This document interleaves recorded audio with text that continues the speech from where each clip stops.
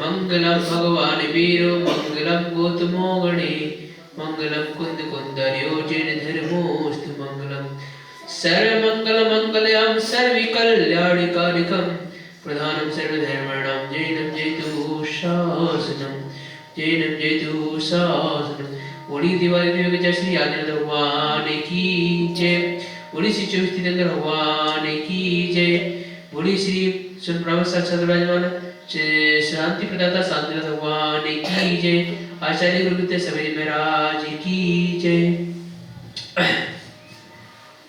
हम सफल होने की क्रियाओं को आगे कर रहे थे, किस प्रकार से हम जीवन में सफल हो सकते हैं, उसी का चिंतन हमारे दिमाग में चल रहा था। वही किताब हमारे पास रखी हुई है। अब क्या है? विचारों की ताकत। तो हमारे दिमाग में जो विचार आते हैं उनमें असीम ताकत होती है। क्या होती है? असीम ताकत। उनमें इतनी ताकत होती है कि वो चीज आपको पूर्णतः प्राप्त करा सकते हैं जो आप चाहते हो। वह शर्त है उसके हिसाब से मेहनत, तपस्या, उसको कार्य सिद्धांत को फॉलो किया जाए तब। अगर फॉलो नहीं करते हैं आप तो नहीं करा पाते हैं। कैसे? मैं आपको बताता हूँ। मन की ताकत के अतिरिक्त हम विचारों की ताकत से भी बहुत कुछ हासिल कर सकते हैं। मन की ताकत से की अपेक्षा विचारों की ताकत से भी हम बहुत कुछ हासिल कर सकते हैं। मन में विचार शक्ति का घोर आरूढ़ करके मन को वांछित लक्ष्य के प्रति सबल बनाने मन उस लक्ष्य की ओर पूरी ताकत से जुट जाता है। मन में सिर्फ एक लक्ष्य रखें। क्या रखें? मन में सिर्फ एक लक्ष्य रखें और उसी के बारे में निरंतर सोचते रहें। किसके बारे में सोचते रहें? मन में एक लक्ष्य रखें और उसी के बारे में सोचते रहे तो मन उस लक्ष्य को हासिल करने में आपके साथ जीवन संग्राम में उस योद्धा के समान खड़ा हो जाता है। अगर मन में कोई लक्ष्य हो, है ना, तो उसको अगर सोचे अगर हम, तो हर जगह वह काम आएगा। ऐसा नहीं है कि नहीं आएगा। कैसे? अपने स्वामी को छोड़कर कभी पलायन नहीं करता। स्वामी यानी कौन होता है? भगवान। क्या है? भगवान। भगवान को छोड़कर कभी पलायन नहीं करता। कौन नहीं करता? मन, है ना। इसके बाद क्या है? एक बार एक गुरु और उनका शिष्य एक बड़े शहर में पहुंचे। कौन कौन पहुंचा?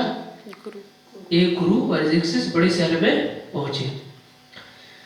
उनके पास पैसा तो था नहीं, गुरु के पास पैसा नहीं था।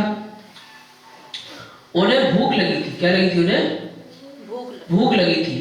और रात गुजारने के लिए कोई जगह भी चाहिए थी। क्या चाहिए थी? कोई जगह चाहिए थी, है ना। शिष्य को लगा कि भोजन के लिए तो भीख मांगना पड़ेगी। क्या करना पड़ेगा? भीख मांगनी पड़ेगी। और किसी खुले आसमान के नीचे सोना पड़ेगा। क्या करना पड़ेगा? भीख मांगनी पड़ेगी और किसी आसमान के नीचे सोना पड़ेगा, है ना। उसने गुरुजी से कहा, लगता है आज रात खुले में बितानी पड़ेगी। गुरुजी ने से क्या कहा? आज रात खुले में बितानी पड़ेगी। गुरुजी बोले, आज रात हम एक बड़े होटल में गुजारेंगे। कहाँ गुजारेंगे? एक बड़े होटल में गुजारेंगे और यहाँ भोजन भी करेंगे। क्या करेंगे? भोजन करेंगे, है ना। शिष्य ने कहा कि हमारे पास पैसे तो है नहीं। शिष्य ने क्या कहा? हमारे पास पैसे नहीं है, हमारे पास पैसे तो है नहीं। इस पर गुरु ने आंखें बंद कर ली। क्या किया? गुरु ने आंखें बंद की और 10 मिनट तक पूरी एकाग्रता से ध्यान किया। किसने किया ध्यान? गुरु जी ने, है ना। फिर शिष्य को लेकर चलने लगे। शिष्य को लेकर चलने लगे। जल्दी ही वे एक होटल में पहुंचे। कहाँ पहुंचे वे? एक होटल में पहुंचे। उनके पहुंचते ही एक व्यक्ति आया और कहने लगा, मैं होटल का मैनेजर हूँ। क्या हूँ मैं? होटल का मैनेजर हूँ। और क्या आप हमारे किचन में काम करेंगे? उन्होंने क्या कहा? क्या आप हमारे किचन में काम करेंगे? बदले में भोजन दे दूंगा। क्या करूंगा? बदले में भोजन दे दूंगा। इसके बाद ठहरने के लिए जगह भी दे दूंगा। क्या दे दूंगा? ठहरने के लिए जगह भी दे दूंगा। दोनों राजी हो गए। कौन कौन राजी हो गए? दोनों राजी, गुरु और शिष्य राजी हो गए। इसलिए राजी हो गए, चलो ठीक है, भोजन भी दे देना, ठहरने के लिए जगह भी दे देना। एकांत पाकर शिष्य योगी से बोला। क्या बोला? आप कोई जादू जानते हैं? एकांत पाकर शिष्य, मतलब जो शिष्य था उनका, गुरु जी का, वो बोला, आप कोई जादू जानते हैं? वे मुस्कुराए और बोले, मैं तुम्हें दिखाना चाहता था कि जब आप किसी चीज के बारे में पूरी एकाग्रता से सोचते हैं और आपका मन उस चीज का विरोध नहीं करता तो वैसा ही हो जाता है। हाँ, अगर आप सोचोगे कि मैं मतलब स्वस्थ हूँ, क्या हूँ? स्वस्थ हूँ, लेकिन अगर आपके मन में शंकाएं नहीं आई कि मैं अस्वस्थ हूँ, मतलब आप सोचते रहे स्वस्थ हूँ, है ना, पर लेकिन आपके मन में शंका है कि हमारा ये दर्द दे रहा तो पूर्णतः स्वस्थ का लाभ नहीं मिल पाएगा। तो गुरु जी ने बैठे बैठे जब ध्यान लगाया ना, तो उन्होंने यही सोचा कि मेरी व्यवस्थाएं बन चुकी है। क्या सोचा? मेरी व्यवस्थाएं रहने खाने की बन चुकी है। और उनके मन ने भी विरोधाभास कोई प्रतिक्रिया नहीं की, तो वह काम धीरे धीरे हो गया। उसी प्रकार आप रिश्तेदार पड़ोसी के बारे में अगर अच्छा सोचोगे कि मेरी सहायता करने वाला बन चुका है, दुश्मन मेरा दोस्त बन चुका है, अहितकारी जो व्यक्ति है वह हितकारी मेरा बन चुका है, तो धीरे धीरे वह बनना शुरू हो जाएगा, है ना।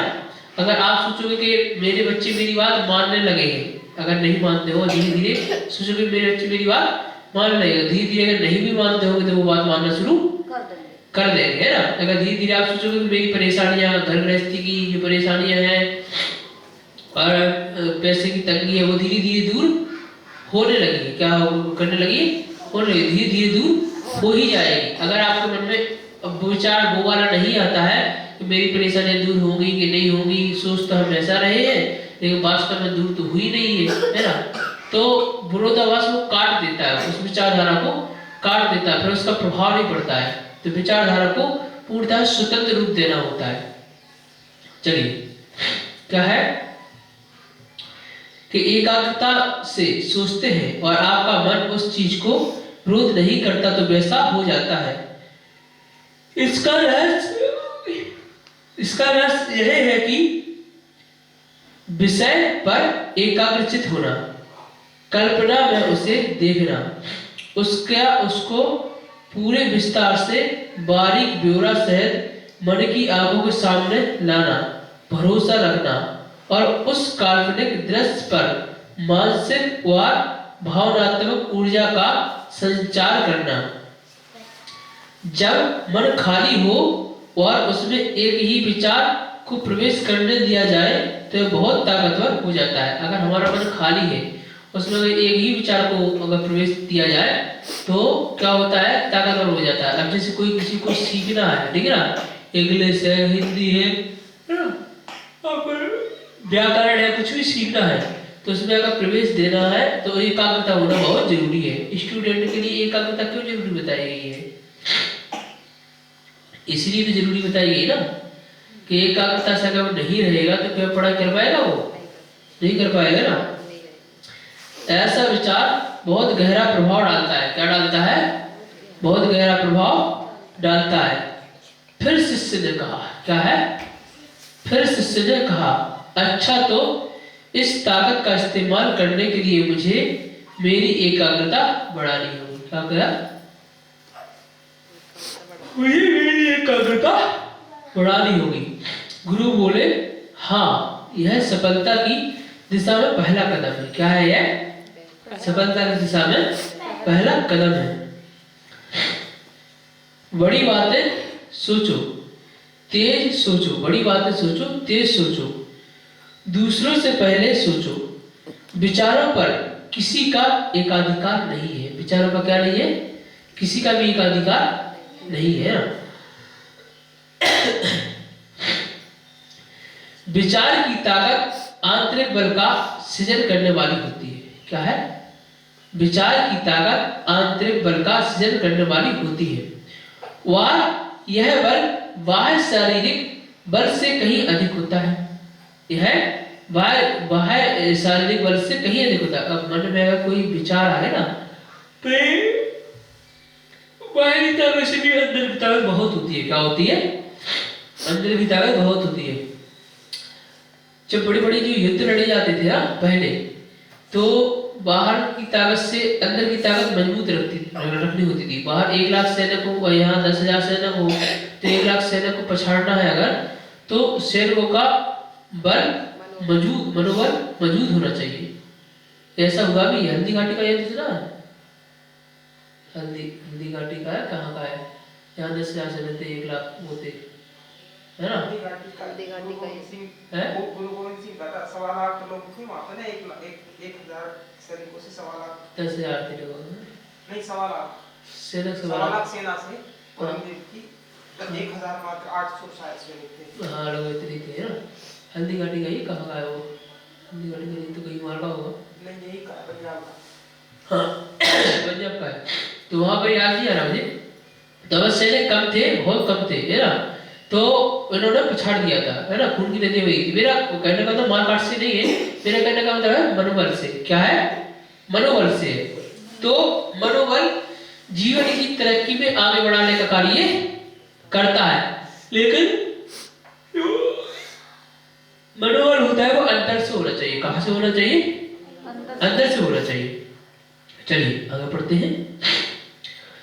और जब वह क्या है कि ये विचार की ताकत आंतरिक बल की सृजन करने वाली होती है और वह बाह्य शारीरिक बल से कहीं अधिक होता है। एक अंडा जब अंदर से बाहर की ओर फूटता है, क्या है, अंदर से बाहर की ओर फूटता है, तो उसमें से नए जीवन का सृजन होता है। क्या होता है? नए जीवन का क्या होता है? सृजन होता है। जब अंडा फूटता है तो क्या होता है? नया जीवन आता है। आता है नहीं आता है? वह जब वह अंडा बाहर से बलपूर्वक फोड़ा जाता है, बाहर से अगर फोड़ दिया जाए तो क्या होगा? तो किसी जीवन का अंत हो जाता है। अगर बाहर से अगर बलपूर्वक फोड़ दिया जाए बाहर से तो अंत हो जाएगा, नहीं हो जाएगा? और जब अंदर से ही फूटेगा वो तो चूजा बाहर आएगा, नहीं आएगा? आएगा कि नहीं आएगा? है ना? अतः विचारों की ताकत, मतलब अंदर की ताकत बाहर ताकत से अधिक होती है। मतलब अगर अपना मनोबल अगर दृढ़ है ना, तो शारीरिक ताकत से भी कई ज्यादा ताकत होती है अपने अंदर की ताकत। और वह किसी भी लक्ष्य की प्राप्ति में प्रबल प्रेरक का कार्य करती है। वह किसी भी लक्ष्य की प्राप्ति आपको करा सकती है ना। मानसिक एकाग्रता का बल, क्या है? मानसिक एकाग्रता का बल। अलेक्जेंडर ग्राहम बेल ने कहा, क्या कहा? अलेक्जेंडर ग्राहम बेल ने कहा है कि आप जिस कार्य को कर रहे हैं उस पर पूरे मनोयोग से ध्यान केंद्रित करें। क्या करें? आप जिस कार्य को कर रहे हैं उस पर मनोयोग से ध्यान केंद्रित करें। सूर्य की किरणों से उस समय तक अग्नि प्रज्वलित नहीं होती जब तक उन्हें केंद्रित नहीं किया जाता। सूर्य की किरण आती है तो एक वो होता है ना, लेंस होता है, लेंस को तो अगर उसको केंद्रित नहीं किया जाए ना, रख देंगे तो आग जल जाएगी। हाँ, तो क्या अग्नि प्रज्वलित होगी क्या? नहीं होगी ना। अगर केंद्रित नहीं किया जाए तो, केंद्रित अगर नहीं किया जाए तो नहीं होगी। केंद्रित की जगह तभी तो होगी ना। तो केंद्रित वाला बिंदु क्या होगा? एकाग्रता वाला होगा। क्या हो गया? एकाग्रता वाला। तो आप जिस कार्य को कर रहे हैं उस पर पूरे मनोयोग से ध्यान केंद्रित करें। सूर्य की किरणों से उस समय तक अग्नि प्रज्वलित नहीं होती जब तक उन्हें केंद्रित नहीं किया जाता। क्या नहीं किया जाता? केंद्रित नहीं किया जाता। अतः यह तो सुनिश्चित है कि अपने कार्य को पूर्ण एकाग्रता और लगन से करने वाला कभी असफल नहीं होता। यह सुनिश्चित है। क्या है? यह सुनिश्चित, अपना कार्य लगन से करने वाला व्यक्ति जो होगा वह कभी असफल नहीं होगा। अधिकांश लोग यह भूल जाते हैं कि अपने काम कितने कम समय में किया। अधिकांश लोग यह भूल जाते हैं कि अब आपने जो काम किया वो कितने समय में किया है, लेकिन उन्हें यह याद रहता है कि आपने काम कितने अच्छे रूप में किया, कितने अच्छे रूप में किया। अतः काम को पूरे मनोयोग से करना चाहिए। क्या करना चाहिए? काम को पूरे मनोयोग से करना चाहिए ना। भले ही काम में समय अधिक लगे, भले ही क्या लगे? काम में समय अधिक लगे, लेकिन काम का तरीका अच्छा होना चाहिए। कैसा होना चाहिए? काम का तरीका अच्छा होना चाहिए। जो भी काम करे उसकी गुणवत्ता से समझौता कदापि ना करे। उसकी गुणवत्ता से समझौता कदापि ना करे। पूर्ण एकाग्रता होनी चाहिए, मतलब पूर्ण एकाग्रता एक में होनी चाहिए। पूर्ण एकाग्रता होगी तो आपको काम में किसी प्रकार से शिकायत नहीं मिलेगी।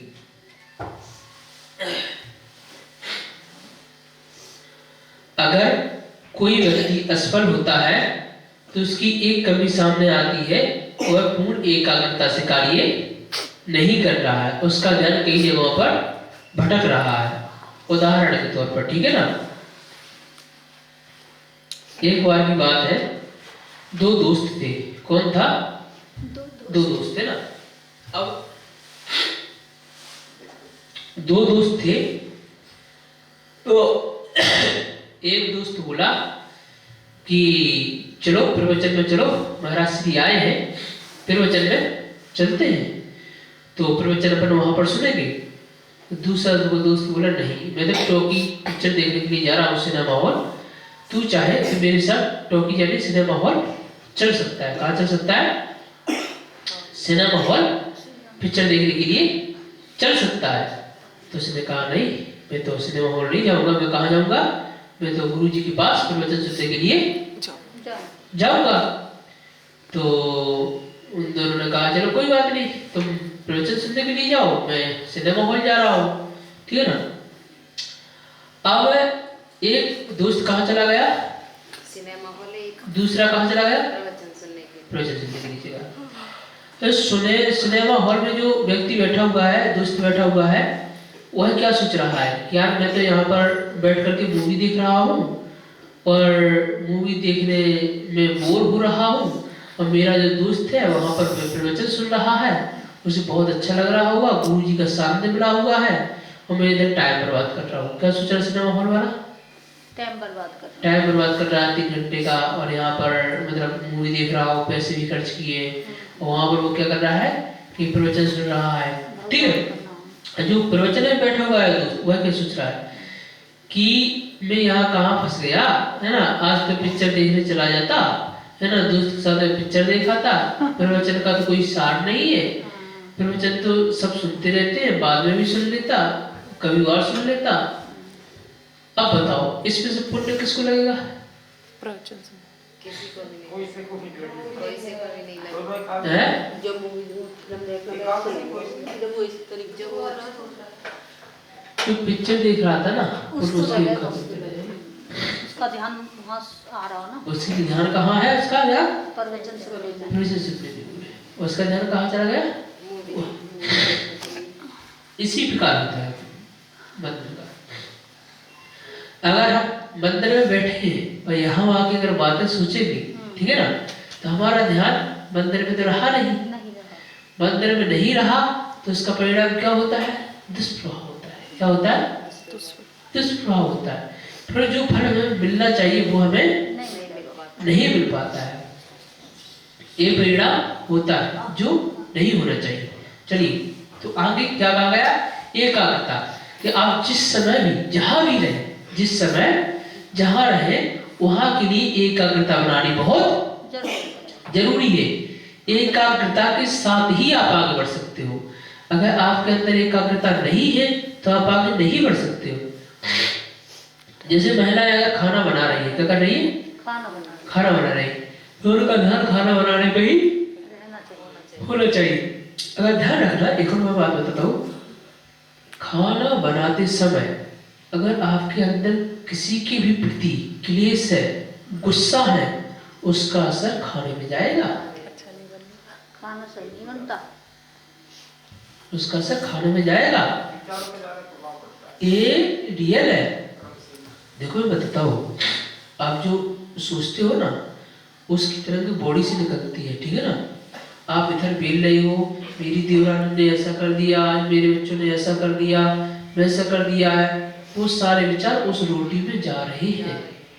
क्लेश आपका रोटी में जल रहा, वो है अंदर समाहित हो रहा है।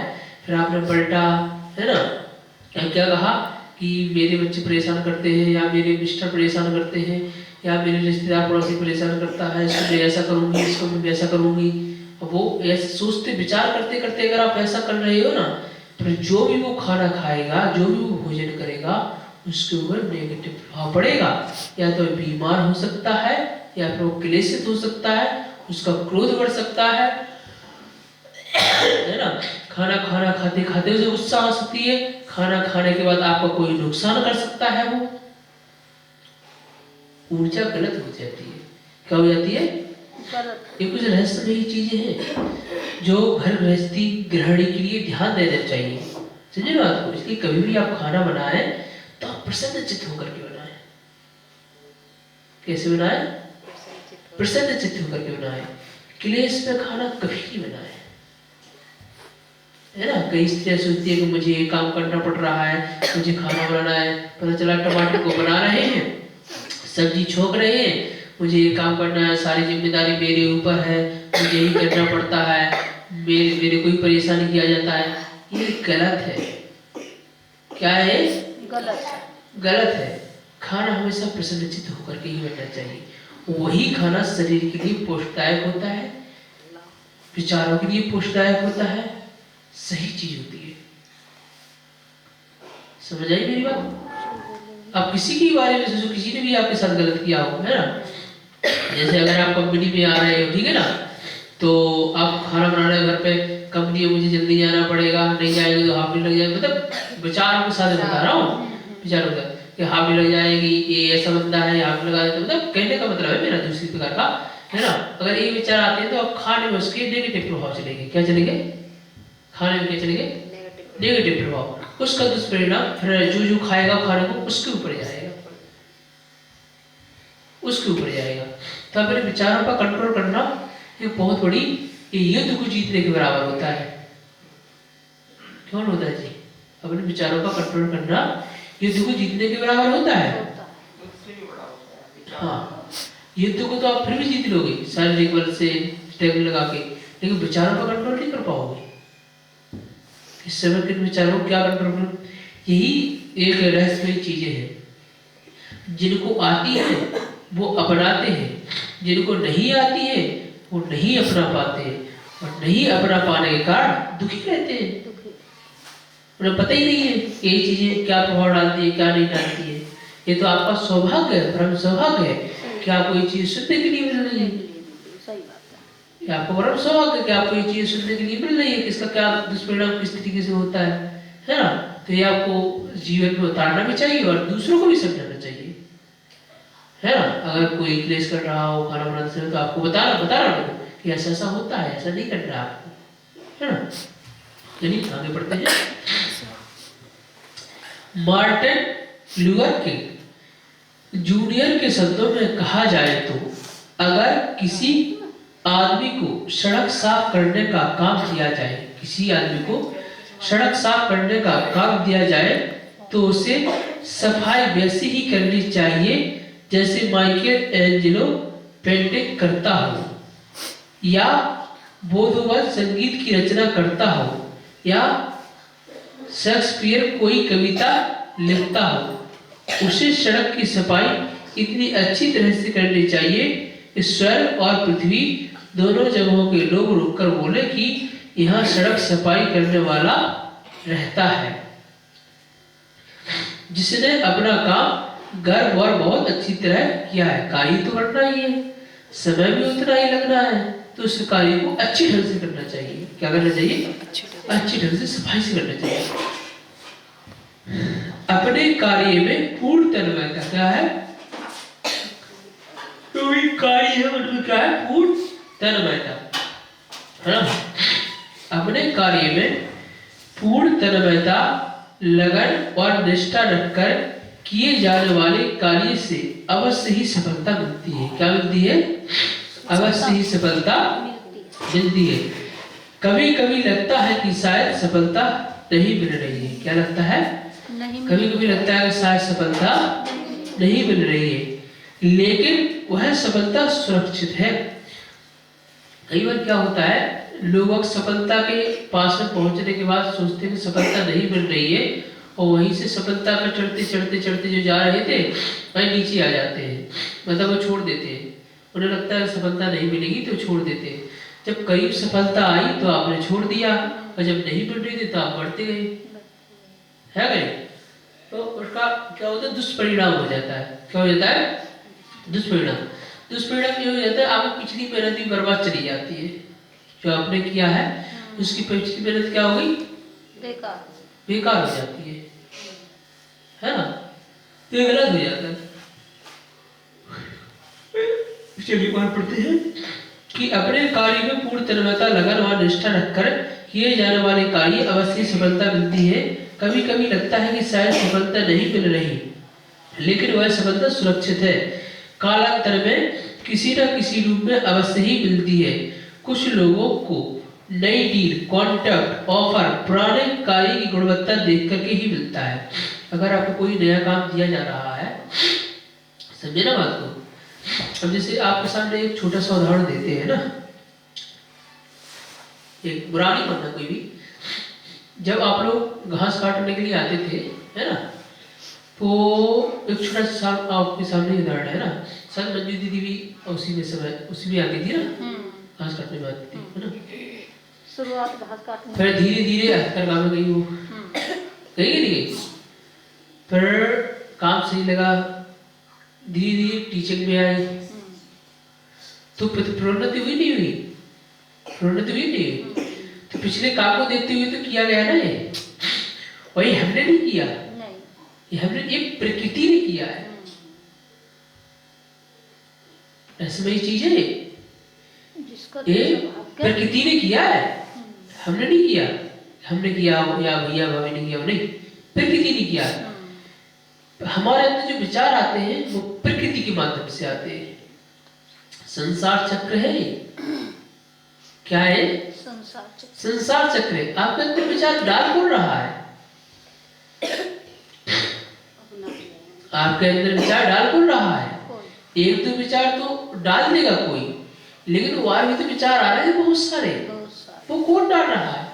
प्रकृति डाल रही है भैया, संसार चक्र डाल रहा है।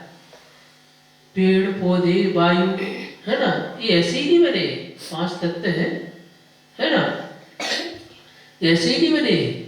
प्रकृति का चक्र ऐसे ही थोड़ी चल रहा है। आपको मैंने विचार डाल कौन रहा है कि वैसे पानी दे दो, है ना, अब मुझे पानी पीना है, या फिर इसको घोड़े को पानी पिला दूं या गाय को पानी पिला दूं, है ना, ये डाल कौन रहा है? मतलब प्रकृति डाल रही है। लेकिन इस रहस्य कोई समझ नहीं पाता है, समझ नहीं पाता है। प्रकृति जो होती है उस व्यक्ति को ऑलरेडी आगे बढ़ाती है, जो व्यक्ति समर्पित भाव से कार्य करता है, समर्पित भाव से कार्य करता है। कोई बढ़ाए या ना बढ़ाए, प्रकृति उसे आगे बढ़ाती है ना। और जो नहीं करता है वो लिमिटेड रह जाता है। जो अपने आप को निखारना नहीं चाहता है वो लिमिटेड रह जाता है, जो अपने आप को निखारता जाता है वो आगे बढ़ता जाता है। ऐसा होता है। ये हम और आप सिर्फ थोड़े बहुत निमित्त हो सकते हैं, बाकी प्रकृति का ये रहस्य है। और इस रहस्य को आप लोगों ने भी आज समझा कि ऐसा ऐसा होता है, और इसको समझ के और लोगों को भी समझाइए, है ना। इससे क्या होता है, बहुत प्रभाव होता है। तो पहली बात तो खाने वाली आई, खाना किस तरीके से बनाना है ना। और दूसरी बात क्या है कि अगर खुद को आगे बढ़ना तो खुद को मजबूत और खुद को असक्षम कि ये कार्य मैं नहीं कर सकता या नहीं कर सकती, ये नहीं होना चाहिए। ये कार्य मैं कर सकता हूँ, सीख के भी तो कर सकते हो। हाँ। जो कार्य नहीं आया वो सीख के भी कर सकते हो, ऐसा थोड़ी है कि नहीं कर सकते हो, ये कर सकते हो, ऐसा नहीं है। तो इसमें क्या है, गुणवत्ता जो पुराना कोई नया कार्य अगर मिलता है तो पुराने चीजों को देख करके ही नया कॉन्टेक्ट आपको मिलता है। प्रायः मनुष्य यह कहता है कि मुझे पर्याप्त धन मिले तो मैं ऐसा करके दिखाऊं। क्या मिले? प्रायः मनुष्य क्या करता है कि मुझे इतना पैसा मिले तब मैं दिखाऊंगा ये कार्य करके। क्या कहता है? मुझे इतना पैसा मिले तब मैं दिखाऊंगा ये कार्य करके। जबकि धन यह कहता है कि जब तुम ऐसा करके दिखाओगे तो मैं आऊंगा। समझ ना मेरी बात को? पैसा क्या कहता है कि जब तुम ऐसा करके दिखाओगे इसके बाद मैं आऊंगा। मेहनत के बाद जो फल मिलता है। हाँ, मेहनत के फल मिलता है। और वो व्यक्ति क्या कहता है, पहले तुम मेरे पास आओ फिर मैं करके दिखाऊंगा। जब तक दो विचार आमने सामने होंगे जब तक प्रोग्रेस होगी, हाँ। एक दूसरे में समाहित हो जाएंगे। वही, इस रहस्य को समझना होगा। अगर एक दुकानदार के पास आप चीनी लेने के लिए गए, क्या गए? चीनी लेने। दुकानदार ने क्या किया, पहले चीनी लाई, फिर उसे तोला, फिर उसे बेचा, तब जाके पैसा आया। नहीं? ऐसा तो नहीं हुआ पहले ग्राहक पैसा दे दिया हो, फिर वो चीनी लेने गया हो, फिर आया हो, फिर तोला हो, फिर दी हो। ऐसा नहीं होता। विचार करो, ऐसा नहीं होता। धन का क्या फंडा है? लक्ष्मी का फंडा ही यही है। लक्ष्मी का फंडा ही यही है, पहले तुम करो फिर आओगे मैं। अगर कोई काम हमारे पास नहीं है ना, तो एक ना एक काम ढूंढ के ना नए नए काम करते रहना चाहिए। अपने अपने मन से नए नए काम करना चाहिए। सोचना चाहिए कि और क्या कर सकते हैं इसमें, और क्या ऐड कर सकते हैं इसमें, अपने मन से। कोई बताने वाला मिले ना मिले वो एक अलग बात है, नहीं मिले तो कोई बात नहीं। अब सोचो क्या, अब इसमें और क्या हो सकता है, इसमें और क्या कर सकते हैं, तो लक्ष्य भी ऑटोमेटिक आएगी। बर्बाद होने से बचेगी, फालतू खर्चे से बचेगी। तो क्या होता है, लक्ष्मी क्या मांगती है? पहले कर्म मांगती है। क्या मांगती है? करण पहले नहीं आती, वो आपके पास बाद में ही आएगी।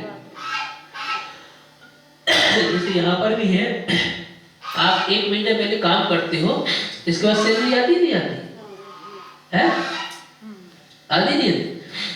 तो इस फंडे को आप पहले ही समझ लो, तो आपको ये बस समझना कि मैं एक्स्ट्रा कार्य तभी करूंगा तब मेरी सैलरी बढ़ जाएगी, एक्स्ट्रा इनकम आनी शुरू हो जाएगी। ये नहीं सोचना कभी हमें। अगर अपने आप का डेवलपमेंट करना है तो, अपने खुद का डेवलपमेंट करना है तो जहाँ का धर्म का कार्य हो वहां पर तो बिल्कुल नहीं सोचना चाहिए। जहाँ पर धर्म का कार्य हो, प्रॉफिट का कार्य ना हो, धर्म का कार्य हो, वहां पर तो बिल्कुल नहीं सोचना चाहिए, है ना।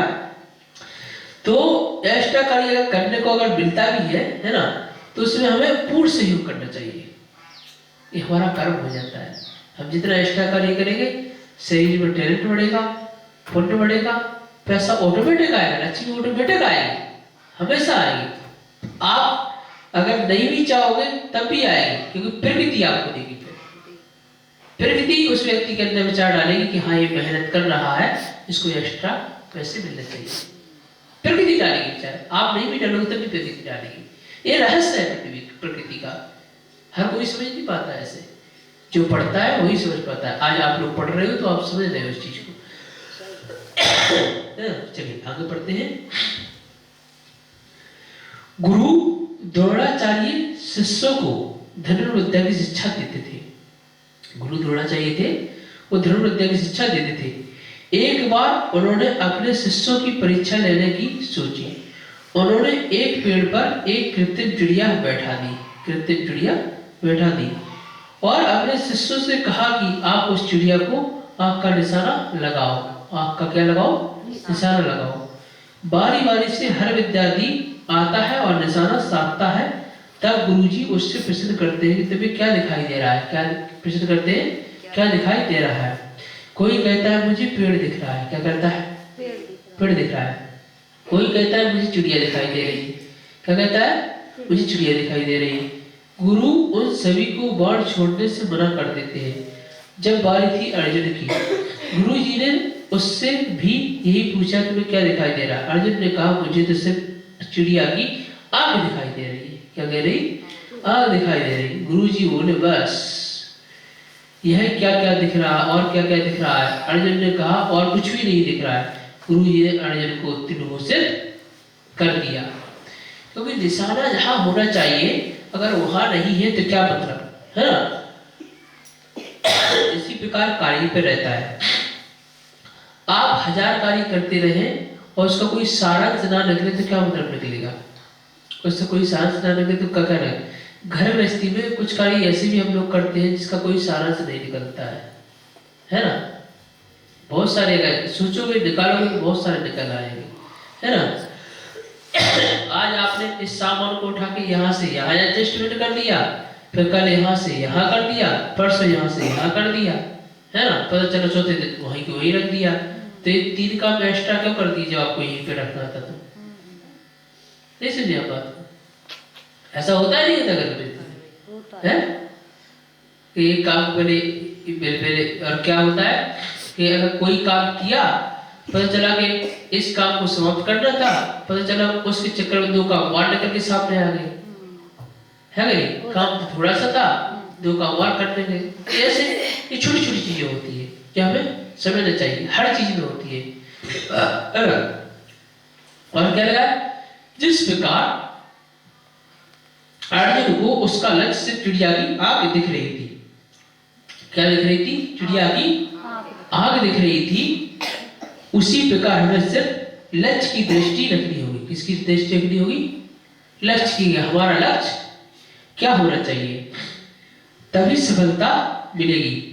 अक्सर हमें लक्ष्य से भटकाने में लक्ष्य के इर्द गिर्द बहुत से व्यवधान और आकर्षण होते हैं। क्या होते हैं? बहुत से व्यवधान और आकर्षण होते हैं जो हमें लक्ष्य से भटका देते हैं। क्या करते हैं? लक्ष्य से हमें भटका देते हैं। इसीलिए हमें उन पर ध्यान बिल्कुल नहीं देना चाहिए। लक्ष्य से भटकाने के लिए कार्य लोग बहुत करते हैं। अगर आप कोई अच्छा कार्य कर रहे हो और किसी को अगर अच्छा कार्य पसंद नहीं है तो वो आपकी कमियां निकालना शुरू कर देगा, पक्का। अच्छे कार्य में भी क्या करेगा, कमियां निकालना शुरू कर देगा, आपका मनोबल गिराएगा, सलाह नहीं देगा, सलाह नहीं देगा। ध्यान रखना, अगर आप कोई अच्छा कार्य करने के लिए जा रहे हो तो सलाह भी दे सकता है आपको कि आप ये कार्य को इस तरीके से करो, अच्छा हो जाएगा और अच्छा हो जाएगा, इस तरीके से करो और अच्छा हो जाएगा, सलाह नहीं देगा, वो कमियां निकालेगा। स्वभाव होता है उसका ये कि और सही लीडर वही होता है जो खुद आगे बढ़े और साथ में दूसरों को भी आगे बढ़ा दे, दूसरों की गलतियों का एहसास कराए, उसको निकाले नहीं, उसका व्याख्यान नहीं करे कि तुमने ये गलती की, इधर कहा उधर कहा। वो लीडर का मतलब नहीं होता है। सही लीडर का मतलब ही ये होता है उसको एहसास करे कि ये गलती तुम्हारी है और एक तुम इस तरीके से सुधार सकते हो। क्या है, सुधार सकते हो, वो भी जिम्मेदारी का एहसास दिला करके। क्या है, जिम्मेदारी का एहसास दिला करके, प्रेशर डाल के नहीं, प्रेशर डाल के नहीं, अहंकार दिखा के नहीं, ये गलत हो जाएगा। क्या हो जाएगा, ये गलत हो जाएगा, ऐसा नहीं होना चाहिए। ये जो संस्था है धर्म के मार्ग पे चल रही है। किसके मार्ग पे चल रही है, धर्म के मार्ग। इस संस्था का जो उद्देश्य है वो है अहिंसा का उद्देश्य। क्या है, अहिंसा का उद्देश्य। अगर यहाँ पर एक कर्मचारी अगर दूसरे कर्मचारी का दिल दुखाता है तो संस्था का उद्देश्य वही समाप्त हो जाता है। विचार करते हैं, संस्था का उद्देश्य क्या है, अहिंसा पूर्वक जीना और प्लस सबको अहिंसा पूर्वक रहना और सबके खुश रहना और अपना कर्तव्य का पालन करना, संस्था का ही उद्देश्य है। जरा विचार कीजिए, संस्था का क्यों होता है जी, संस्था का उद्देश्य ये ना।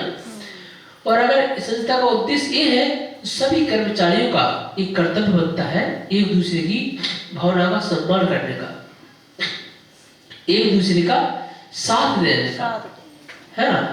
और सभी कर्मचारियों को सम्मान बनता है, कर्तव्य बनता है संस्था के प्रति पूर्ण कर्तव्य निष्ठा के साथ पूरा कार्य करने का।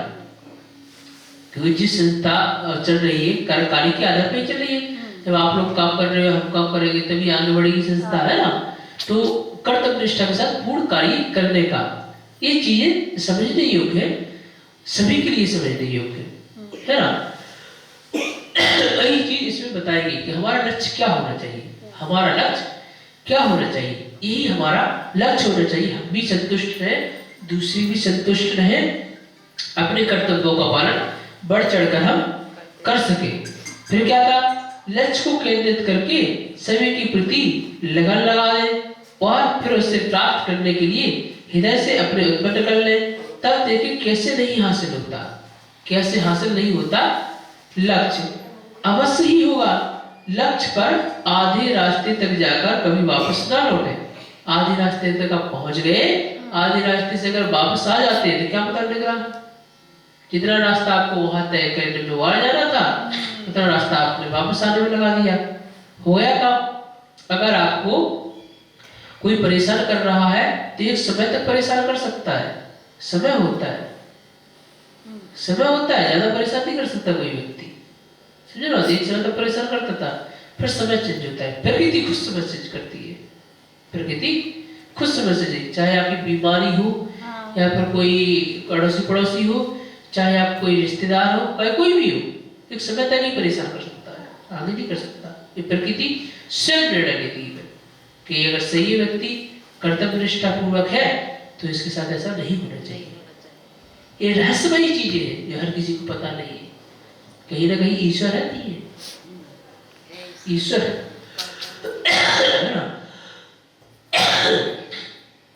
तो उत्पन्न कर ले, फिर देखे कैसे अवश्य ही होगा।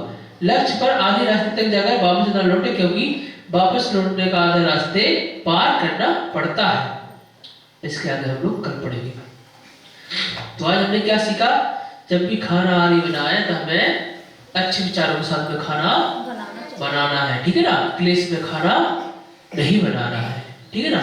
और जैसा हम सोचते हैं वैसा प्रकृति हमें प्रदान करती है ना।